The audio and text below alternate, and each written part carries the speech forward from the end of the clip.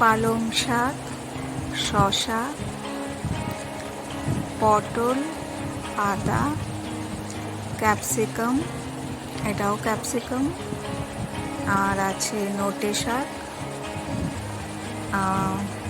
কচু, কাঁচা হলুদ, আর আছে গাজর, মিষ্টি আলু, কুমড়ো, বিনস, আর টমেটো, মাশরুম,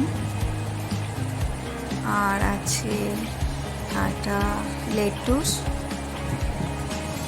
আর এটা ঝিঙে।